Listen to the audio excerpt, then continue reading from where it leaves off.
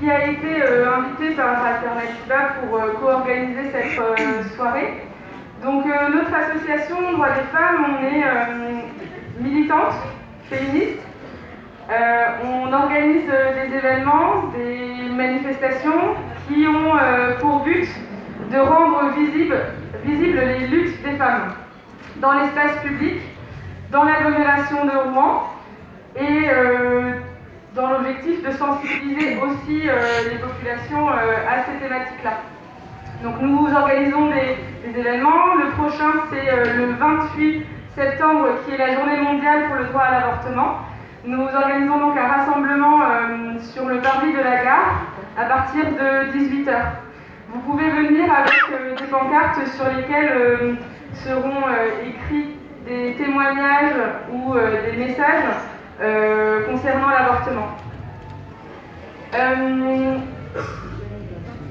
Pourquoi cette soirée écoféminisme, écologie et féminisme? Dans le cadre d'une semaine sur les mondes possibles, les possibles mondes d'après, il est quand même important, primordial, de consacrer au moins un moment pour parler spécifiquement de la place des femmes dans la société. D'autant plus dans la suite de cette crise incroyable que nous avons vécue, que nous vivons actuellement, qui est clairement les conséquences du capitalisme, de l'absence d'écologie et qui a aussi en fait particulièrement affecté les femmes. Parce que les femmes étaient en première ligne, les soignantes, les caissières, les agentes de services divers et variés, qui ont été complètement oubliées en fait et qui sont malmenées et discriminées de toutes parts. Dans sa présentation, Christine nous propose de faire le lien donc entre l'écologie et le féminisme, tantôt méfiance, tantôt curiosité. L'écoféminisme ne fait pas sens pour tout le monde de la même manière. Et donc nous allons comprendre son origine, d'où ça vient, comment ça s'est développé, quelles sont les réalités historiques, mais aussi actuelles, des enjeux de ce concept. Et évidemment les débats que ça provoque dans la société et dans le monde d'une manière générale. À toi.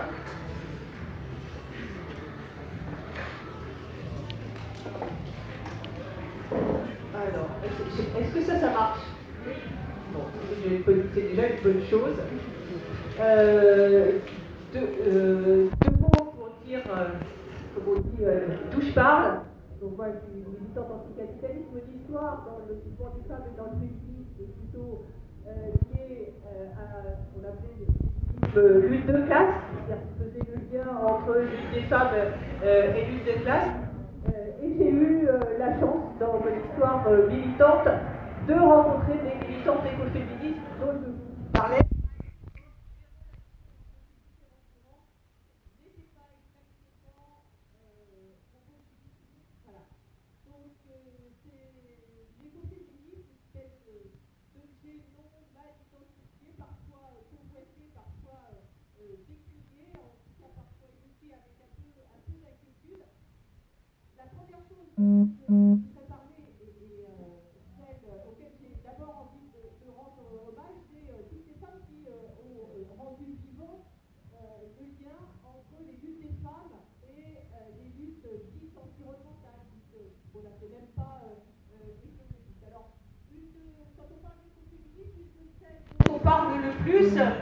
C'est ce qu'on a appelé le mouvement Chipko, qui est donc une mobilisation, une lutte en Inde de femmes contre la destruction de forêts.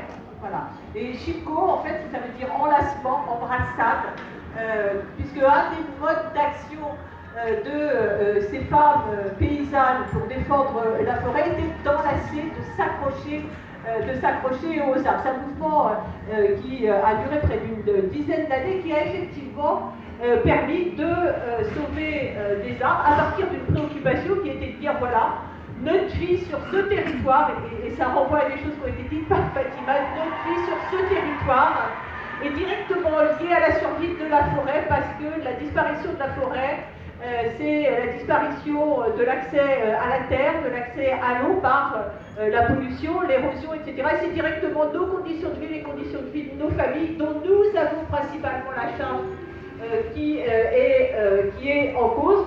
Elle ne s'appelait pas écoféministe, celle qui en a beaucoup parlé ensuite s'appelle elle-même écoféministe, puisque c'est Vandana Shiva, mais les femmes elles-mêmes ne s'appelaient pas écoféministes. Et puis il y a eu un certain nombre d'autres mouvements comme ça, c'était toujours en Inde un mouvement contre les super barrages, là encore principalement menés par des femmes.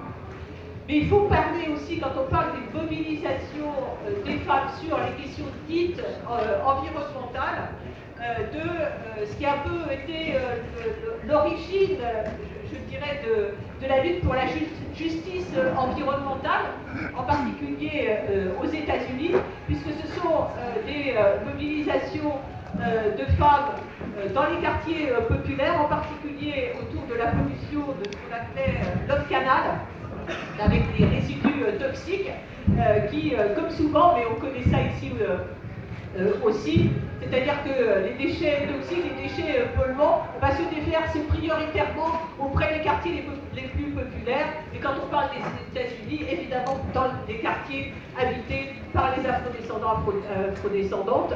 Bon, et donc on a là ces mobilisations, là encore, un peu avec la même dynamique que celle qui était décrite par Fatima, de mères qui se sont mobilisées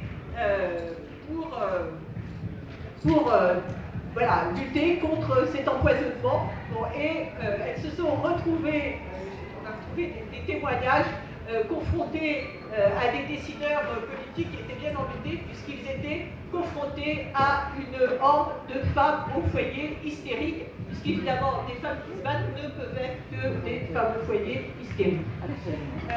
Donc je voulais commencer par là pour dire que les liens seraient physiques entre les mobilisations dites environnementales et les mobilisations de femmes sont quelque chose d'extrêmement profond. Mais c'est vrai aussi, plus près de nous, il suffit de regarder ce que sont les mobilisations pour le climat, les grèves pour le climat, qui en sont les porte-paroles, à commencer par Greta Thunberg.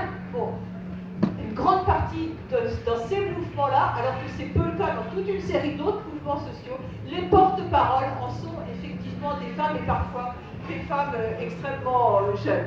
Et quand on a en même temps un fort mouvement pour le climat et un fort mouvement féministe, eh bien on a effectivement une convergence qui là du coup va s'appeler écoféministe. C'est ce qui s'est passé en Suisse, dans lesquelles les grèves scolaires pour le climat ont été très très fortes, dans lesquelles la grève féministe, alors en Suisse c'est pas le 8 mars, c'est le 14 juin pour des raisons historiques, a été aussi extrêmement forte. Et la force de ces deux mouvements-là a fait la création d'une coordination qui s'est appelée écoféministe, trouvant des convergences dans leur mobilisation.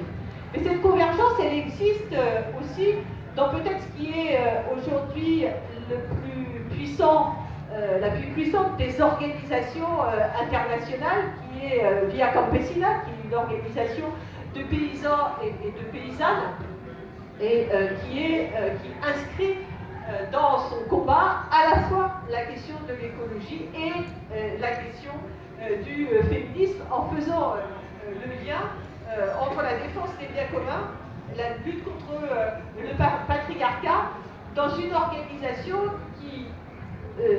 qui est composée majoritairement de paysannes des pays du Sud, dont on sait qu'elles sont les responsables de l'immense majorité de la production de nourriture dans les pays du Sud.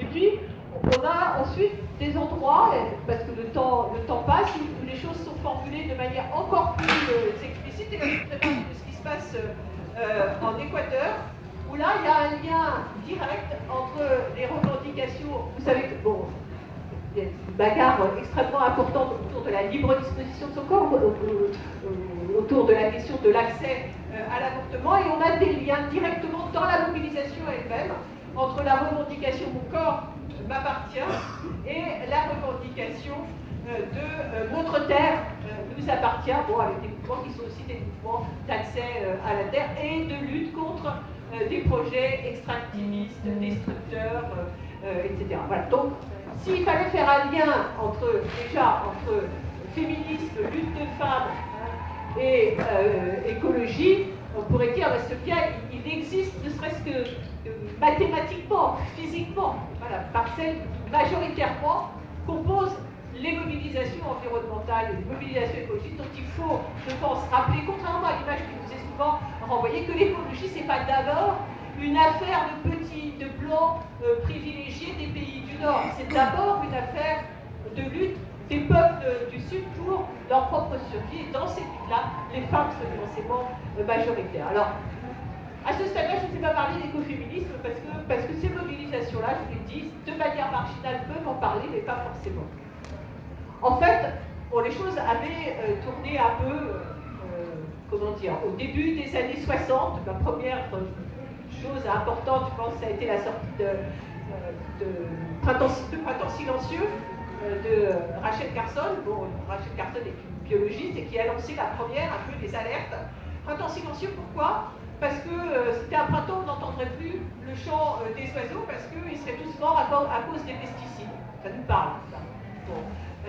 Et puis ensuite, on a eu le rapport du Club de Rome. Ce que je veux dire, c'est que c'est un moment où le monde a un peu pris conscience que ça allait plus pouvoir durer comme ça, que la croissance sans fin n'allait plus pouvoir durer, que le toujours plus vite, toujours plus de production, ben, ça allait avoir des limites et que ça allait finalement se retourner contre l'humanité. Et ça, c'était aussi un moment où il y avait un mouvement féministe tout à fait important, qu'on appelait la deuxième vague du féminisme, enfin ce féminisme des années 70. Alors, il y a des discussions sur où a été utilisé en premier le mot écoféministe. Alors les Françaises disent c'est en France et c'est Françoise Houphouët.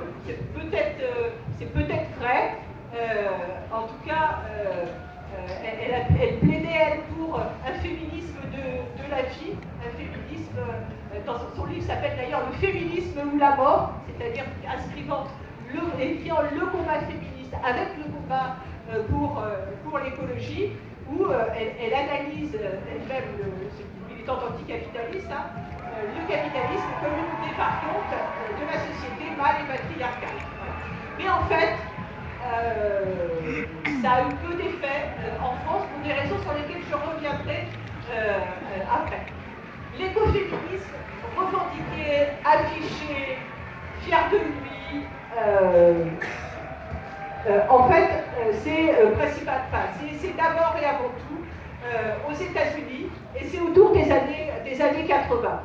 Les années 80, c'est une période comme ça, avec un mouvement extrêmement fort dans la jeunesse, contre la guerre, contre le nucléaire, et cette espèce de rencontre avec le mouvement féministe, le mouvement pacifiste et l'écologie, dans un contexte qui était un contexte vraiment de la présence de la guerre, et la menace nucléaire était quelque chose d'extrêmement présent, puisqu'on avait une relance de la course aux armements, et puis en même temps, on a eu la première catastrophe nucléaire, celle de Three Mile Island, qui était donc en 79. Et par rapport à ça, la première manifestation un peu d'écoféminisme, ça a été une première conférence qui s'appelait Human and Life on Earth, les femmes et la vie sur la Terre. Bon, ça c'était à l'écrit, c'était une déclaration, mais derrière, il y a eu un truc quand même assez extraordinaire. C'est possible de retrouver les images, et ça a été la première Women's Pentagon March, c'est-à-dire d'aller marcher, manifestation de femmes qui va aller marcher sur le Pentagone. Alors le Pentagone, c'est le cœur de la bête, je dirais, de l'appareil militaire états-unien, et dans une manifestation qui a une forme qui ressemble à rien d'autre que ce qu'on avait vu. Et c'est un peu le style écoféministe qui était né, puisque là, elles ont d'une certaine manière inversé tout ce qui est attribué aux femmes, tout ce dans quoi on est cantonné, pour en faire une force de contestation qui allait s'attaquer à cette chose qui était la quintessence du pouvoir militaire. Donc, elles ont revendiqué le fait de pleurer, le fait de crier, le fait de rire, le fait de tricoter, le fait de coudre, le fait d'encercler le Pentagone avec des choses attribuées aux femmes. Bon. C'était une très très grosse manifestation, mais l'année suivante, c'était encore plus gros, encore plus fort, puisqu'elles étaient le double en 80. Et puis l'autre grand pan de l'écoféminisme, c'est à peu près, ça a démarré à peu près au même moment, à peu près sur le même thème. C'était des centaines de femmes, des centaines de féministes, de pacifistes antinucléaires qui ont organisé des blocages, les blocages divers et variés. Le plus connu, le plus notable, ça a été le blocage d'un camp militaire qui s'appelait Greenham Commons, qui était en Angleterre, et c'est un blocage qui a duré 19 ans, hein, de 81 à 2000, bon, où ces femmes ont là littéralement assiégé dans un travail de démoralisation des militaires qui étaient en train de garder ces missiles, là encore, en revendiquant tout ce qui en gros est attribué aux femmes. Voilà. Et donc, voilà, c'était une force des mouvements étiquetés, revendiqués, écoféministes. À cette période-là, c'était dans cette forme-là. Donc, ça a fait qu'il y a eu des relations, effectivement, des relations difficiles avec le mouvement féministe, et en particulier, pour revenir à la France, il n'y a pas eu vraiment de jonction et de lien, puisque une bonne partie du mouvement féministe est un mouvement féministe dit matérialiste, qui se méfie comme de la peste de ce qu'on appelle l'essentialisme, à juste raison, hein, d'ailleurs, puisque cet essentialisme, c'est l'idée de penser qu'il y a une essence, une nature des femmes, et puis une nature des hommes qui serait différente. Et au nom de ces natures différentes, évidemment, les femmes ont été, c'est au nom de ces natures différentes que les femmes ont été cantonnées dans un certain type de travaux, mais aussi dont la parole des femmes a été dévalorisée, parce qu'en gros, on ne cause pas avec notre tête, on cause avec notre utérus, etc. Bon. Et donc, c'est vrai que le mouvement féministe est beaucoup contre ça, contre cet enfermement, de genre. Voilà. Et donc, il faut dire que dans l'écoféminisme, il y a différents courants. Il y a effectivement des courants qui se revendiquent d'une nature des femmes. Parfois, les choses sont un petit peu plus compliquées. Parce qu'il y a ce que moi j'appellerais une forme d'essentialisme, comment dire, utilisé, d'essentialisme stratégique, un peu. Hein. C'est-à-dire, en gros, vous nous voyez comme ça, mais on peut en faire une force. Nous, on n'est pas sûr qu'on est comme ça, mais on peut en faire une force. Celle qui porte le plus ça, c'est quelqu'un qui s'appelle Ines Racking.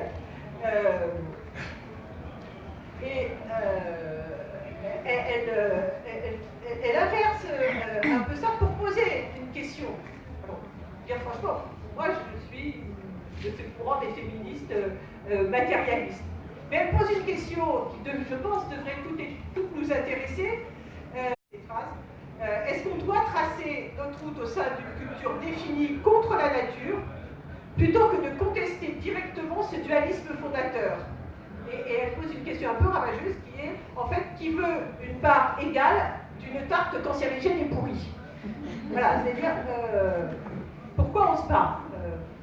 En fait, est vrai, il y a un peu l'idée d'utiliser, en fait, cette identité construite des femmes d'assimilation à la nature pour la retourner d'une certaine manière comme une art, et pour poser la question, pour interroger fondamentalement ce dualisme qui oppose les hommes aux femmes, la nature et la culture. Je ne suis pas du bon côté, donc les femmes aux hommes, la nature à la culture, l'esprit au corps, voilà, avec toujours ce qui est du côté féminin qui est le moins, le moins intéressant, le moins intelligent, le moins... Et ce qui est du côté des hommes, qui est du côté de la raison. Il y a aussi la raison et les émotions. Hein, les femmes du côté des émotions et les hommes du côté de la raison. Et donc, voilà, tout ce qui est valorisé du côté masculin, pour se dire, ok, mais peut-être que, en fait, ce dualisme est construit, et peut-être qu'il faut déconstruire le dualisme plutôt que de dire simplement, eh ben non. Voilà. Alors, évidemment, il faut revenir au fond sur le fait que, oui, effectivement, dans la société aujourd'hui, on occupe et on fait des choses différentes selon qu'on est un homme ou une femme. Voilà. Mais ça, c'est quelque chose qui est construit, qui nous est imposé, qui fait partie des stéréotypes et des schémas qui nous sont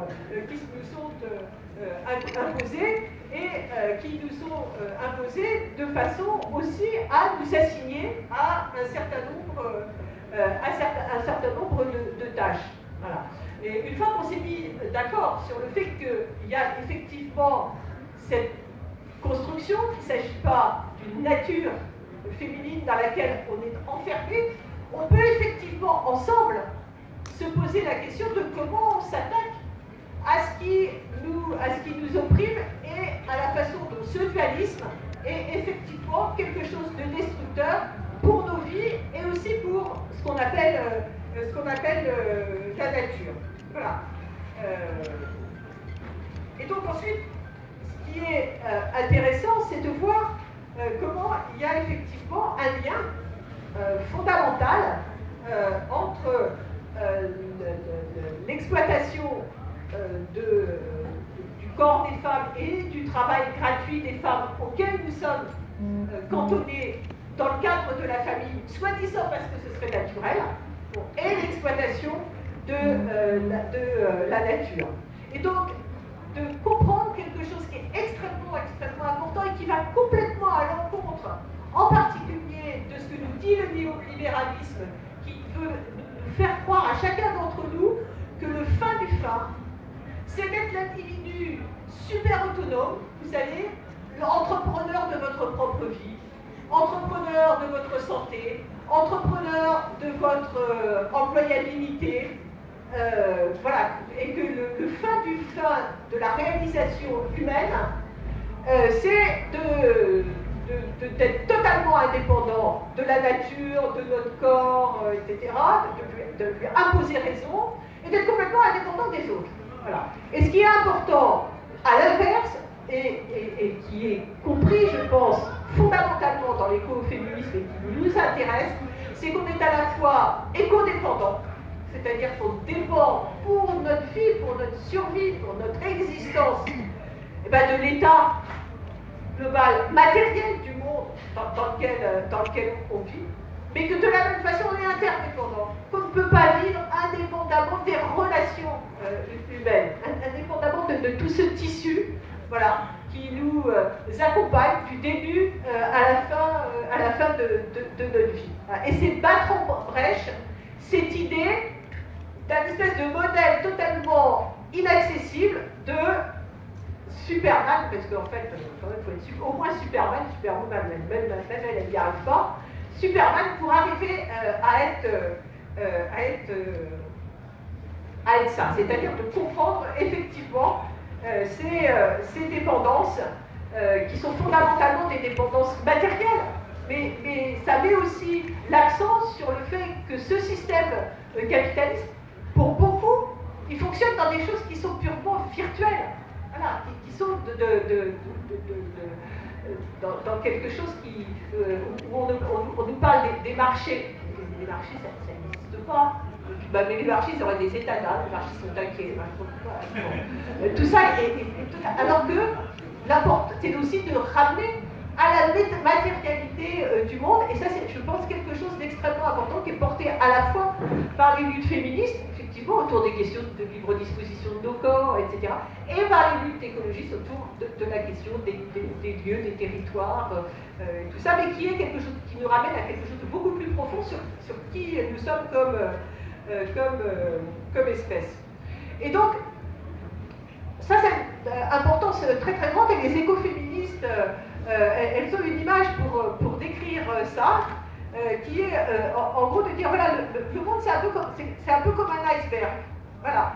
Et on a la partie visible, tout ce qui compte dans le monde capitaliste, c'est ce qui passe par le marché, c'est ce qui s'achète et se vend, c'est ça qui est important.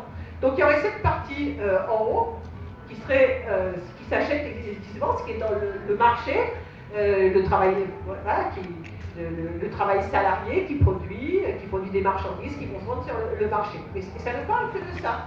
Mais ça ne peut exister que parce qu'en dessous, comme dans l'iceberg, il y a quelque chose de beaucoup, beaucoup plus gros, mais qui le soutient complètement, qui est à la fois l'exploitation de la nature, puisque rien n'est à partir de rien. Voilà, il faut s'il n'y avait pas l'extractivisme des matériaux, s'il n'y avait pas la déforestation, s'il n'y avait pas l'exploitation de la terre, eh ben, il n'y aurait rien de produit. Et puis, ce travail gratuit, invisible, fait par les femmes, gratuit et invisible. Pourquoi? Parce qu'il est fait au sein de la famille et renvoyé à quelque chose qui serait les fonctions naturelles des femmes. Et donc, ben c'est juste, elles ne peuvent pas ne pas le faire puisque c'est naturel, donc ça compte pas vraiment. Et puis, comme ça passe pas par le marché du travail, ben, ça n'a pas de prix, donc ça vaut que dalle. Voilà. Et donc, c'est vraiment avoir conscience de cette forme du monde, cette forme d'iceberg. Je pense que c'est une image qui est extrêmement forte. Je ne sais pas depuis combien de temps je parle. Continue, c'est pas grave. Mais non, mais juste sans doute insister sur quelque chose pour dire que ça n'a pas été de tout temps comme ça. Bon, l'oppression des femmes a une très très longue histoire. Mais l'avènement du capitalisme a fait quelque chose de tout à fait particulier, qui a été de séparer le lieu de production du lieu de reproduction de la vie. Hein, c'est-à-dire que ce soit dans le travail artisanal, ou que ce soit dans le travail paysan, la production et la reproduction se faisaient au même endroit, dans une forme d'unité. Alors, certes avec un partage genré des tâches, etc., mais ce qu'a produit de spécifique le capitalisme, ça a été cette espèce d'arrachement entre les deux, avec l'assignation des femmes à ce travail invisible et gratuit, ce qui ne les empêchait pas d'être exploitées dans le travail salarié visible, mais quand même dans quelque chose de complètement écartelé, et qui a correspondu dans le même sens, dans le même temps, avec un tournant aussi sur la vision et la compréhension de la place des femmes. C'est-à-dire qu'il était possible de faire ça qu'en même temps, en retirant ce qui était considéré comme une certaine puissance des femmes autour de la question de la connaissance du corps, de la connaissance des maladies, de la connaissance des plantes, etc. Et il y a une chercheuse italienne qui s'appelle Silvia Federici, qui a travaillé là-dessus dans un livre qui s'appelle Caliban et la sorcière, qui explique ça, et qui explique comment, d'une certaine manière, la chasse aux sorcières a été un moment de se débarrasser de cette puissance, comme disait Fatima, de cette puissance des femmes, et qui a correspondu aussi à une forme de tournant sur la compréhension de ce qu'était la science, de ce qu'était la médecine, dans quelque chose qui a retiré une partie du pouvoir des femmes, ce qui explique pourquoi, pour un certain nombre de féministes, de jeunes féministes et de moins jeunes comme moi, la figure de la sorcière a une certaine place, et une place importante, même si certaines d'entre nous se revendiquent comme sorcières, d'autres se revendiquent comme les petites filles des sorcières qui n'ont pas été brûlées,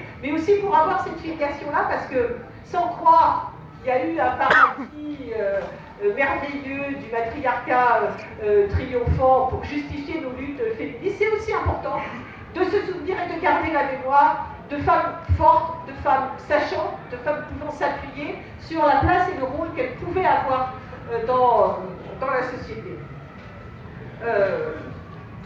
Juste sur à quoi ça nous sert de dire tout ça aujourd'hui, peut-être en termes de perspective, parce qu'on est dans un truc qui va parler du monde d'après. Dans une situation où je ne refais pas le truc sur le changement climatique, la nécessité de rester en dessous des 1,5 degré d'augmentation de la température moyenne de la Terre, donc la réduction massive des émissions de gaz à effet de serre, donc la réduction massive de la consommation des énergies fossiles sans recourir au nucléaire, donc la nécessité de réduire la production matérielle et les transports. Évidemment, d'avoir une répartition qui soit égalitaire, mais la question de la réduction, c'est-à-dire d'arrêter de faire un certain nombre de choses qui sont inutiles, voire qui sont nuisibles, est une question qui nous est posée. Quand, dans le même temps, on a des luttes et on a une réalité qui nous rappelle à quel point ce qui est important pour le maintien de la vie, c'est toute une autre sphère du travail, qui est ce que nous on appelle le travail de reproduction sociale, le travail de soins, le care, enfin bref, tout ce qui tourne autour de prendre soin de la vie, prendre soin de l'environnement, prendre soin les uns les autres. On voit qu'on a là quelque chose qui pourrait permettre de parler d'un monde d'après en disant aussi ce qui serait important de faire dans ce monde-là. Et moi j'ai envie de dire que peut-être ce qu'on a vécu avec des expériences extrêmement différentes et extrêmement contrastées au moment du confinement, où on avait d'un côté celles et ceux qui étaient confinés, ont fait une expérience certes intéressante à ce moment-là, de choses qui s'arrêtent, de choses qui pouvaient ralentir. Et de celles et ceux, surtout de celles qui non seulement n'ont pas été confinées, mais ont bossé 10 fois plus dans des conditions d'exposition au danger, d'angoisse, d'inquiétude, etc., pour prendre soin du monde et des autres, à un moment dans lequel on a été obligé quand même de se poser la question de ce qui pouvait arrêter d'être produit. Bon, il y a plein de choses qui ont arrêté d'être produites, c'était pas grave, hein. Franchement. C'est peut-être le moment précisément de remettre les choses à l'endroit, de remettre les choses dans le bon sens. Et là, effectivement, et je vais m'arrêter là-dessus, je crois qu'on peut mesurer à quel point le dialogue, mais le dialogue, pas les relations hiérarchiques entre une culture plutôt féministe et une culture plutôt écologique, est quelque chose qui peut et qui doit être fécond et qui doit précisément nous permettre de parler ensemble du monde d'après, dans quelque chose qui n'est pas juste on est ensemble parce que c'est plus fait qu'on est d'être ensemble, mais parce que fondamentalement ça correspond à un projet de société, je crois, dans lequel, et là aussi en lien avec un certain nombre de combats dits sociaux, hein, où il y avait un peu l'idée que la mère des batailles, c'est le rapport qui se noue autour du travail salarié, hein, autour du niveau des salaires, des avantages sociaux, etc. Et que c'est ça, voilà, et que c'est un peu l'affrontement entre le travail et le capital pour aller vite. Sans doute que si on chausse ces lunettes-là, c'est le capital, oui, il va chercher en permanence à tirer la corde de son côté par rapport au salaire, par rapport aux travailleurs, et aux travailleuses et par rapport au salaire. Mais il fait la même chose par rapport à la nature en cherchant en permanence à aller trouver des lieux d'accumulation, des lieux pour faire du fric, pour faire du profit, en privatisant autour de tout ce qui est le profitage du vivant. Et puis il fait la même chose avec le travail gratuit des femmes. Et du coup, je crois que c'est encourageant parce que l'affrontement, il n'est pas juste avec d'un côté le capital et puis en face le travail. Non, c'est le capital contre la vie dans tout son sens. Le travail, qu'il soit visible ou invisible, et puis la nature dont nous faisons partie. Et ça, je pense que c'est quelque chose d'extrêmement encourageant si on a dans l'idée quelque chose qui n'est pas une hiérarchie des luttes, une hiérarchie des fronts de lutte, mais au contraire un combat commun. Je pense qu'en ce sens-là, parler d'écoféminisme, c'est cette invitation, je pense, à l'écoute et au dialogue entre les différentes luttes. Et pour revenir à ce que je disais au début, et qui renvoie aussi à ce que disait Fatima,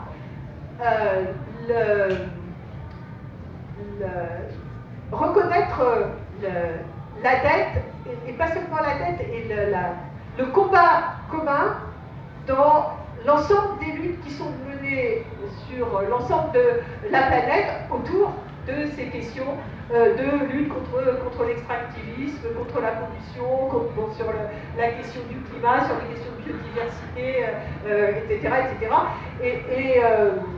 Et moi, c'est le mot de la fin, c'est aussi parce que je pense qu'avec l'écoféminisme, on arrive à dépasser des choses qu'on pensait.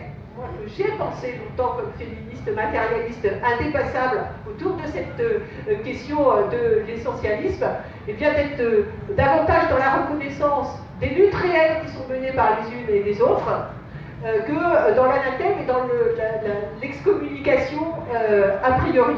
Voilà, de ce point de vue-là, je pense que ça vaut le coup de parler d'écosocialisme et de faire connaître ce courant-là, voire même de s'en revendiquer.